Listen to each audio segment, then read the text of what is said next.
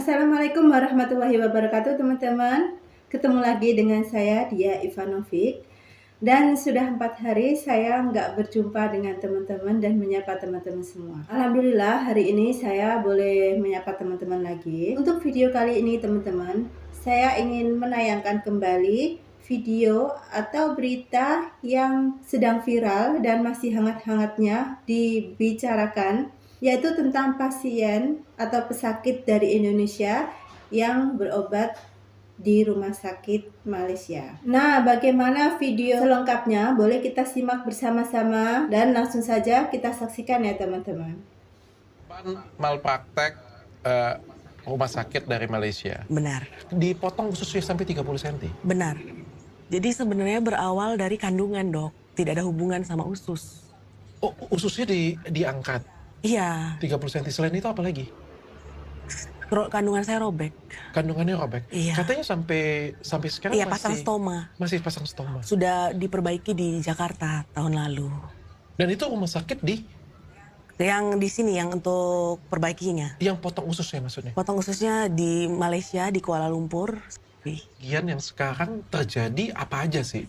Usus dipotong Kita 30 dengarkan cm. dulu sampai Iya. selesai ya teman-teman ya. Saya lebih mudah capek, kena hernia. Oke. Terus saya pencernaannya nggak bagus. Cukup lihat riwayat dokternya. Dokternya tamatan Scotland, Oke. Malaya, dan dia juga tamatan Perth. Rumah sakit besar, terkenal. Salah satu saya kenapa mau pilih situ dari berbagai macam rumah sakit karena rumah sakit terbaik katanya. Iya. Saya masuk ke ruang operasi, saya dibius, terus habis itu saya tindakan, terus keluar rumah sakit dibawa pulang ke kamar. Sadar kan, sudah sadar, dibawa ke kamar. Udah selesai.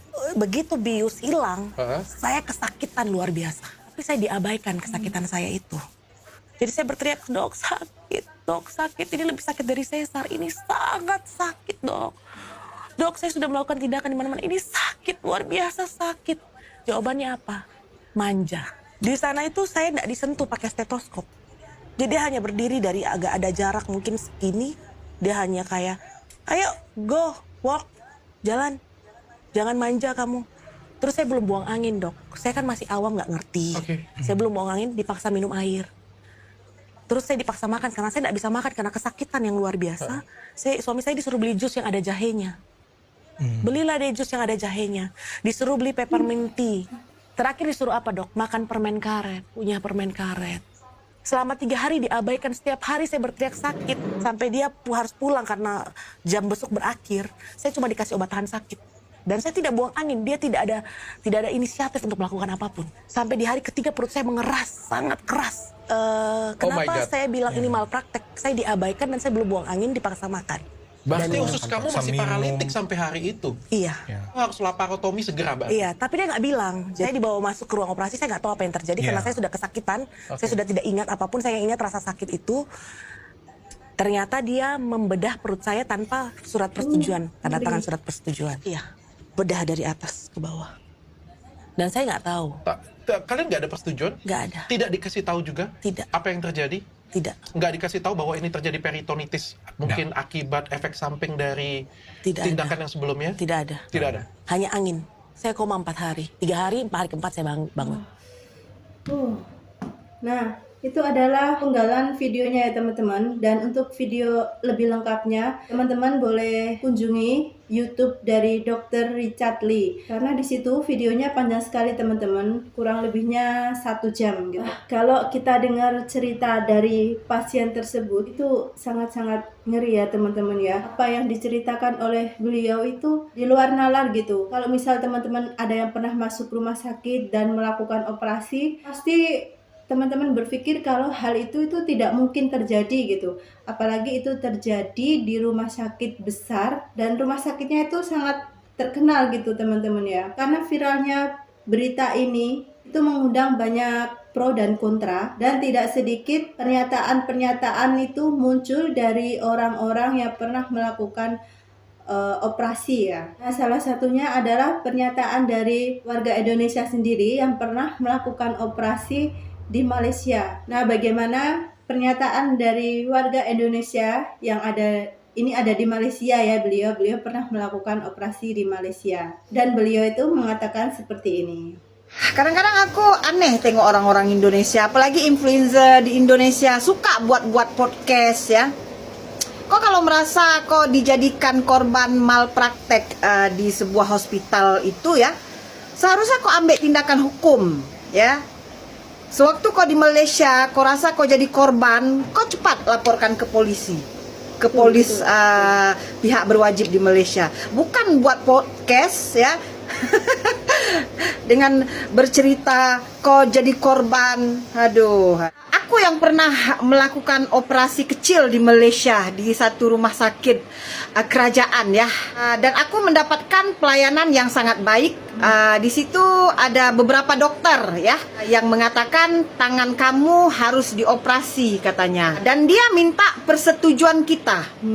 Tapi kalau menurut pasien ini yang mengatakan dia menjadi korban malpraktek di Malaysia dan dipotong ususnya beberapa senti tanpa kebenaran dia di rumah sakit swasta, rasanya wow, luar biasa sekali. Dan Anda bisa melaporkan itu ke polisi kalau itu benar-benar terjadi ya.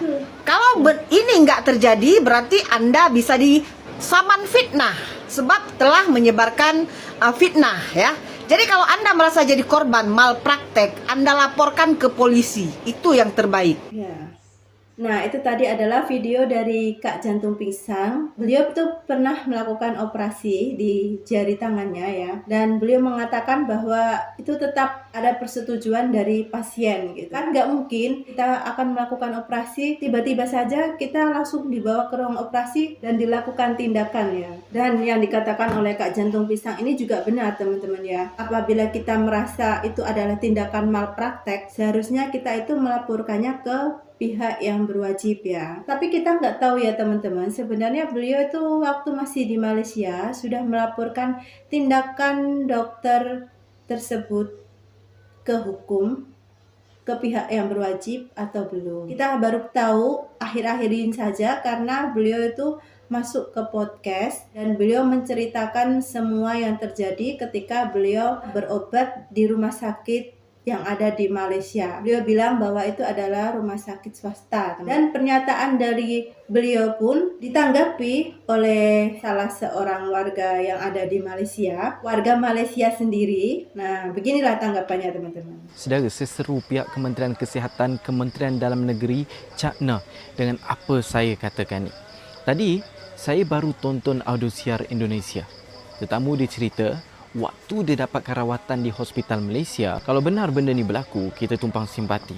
Dan saya akan merasa malu. Tapi saya sebagai anak Selangor, anak Malaysia, harap isu ni hanyalah khayalan semata. Kerana saya bangga menyatakan, Malaysia ni ada 50 hospital yang tersenarai sebagai hospital terbaik dunia. Dari 50 tu, untuk Selangor ada 10.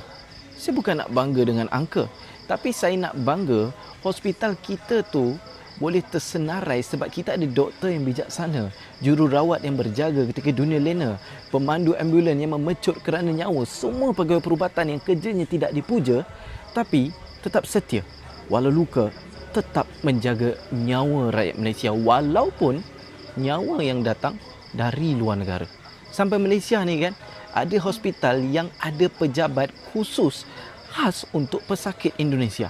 Kalau benda macam tu pun Malaysia perhatikan, takkanlah hal macam tu, hak asasi manusia, boleh diabaikan.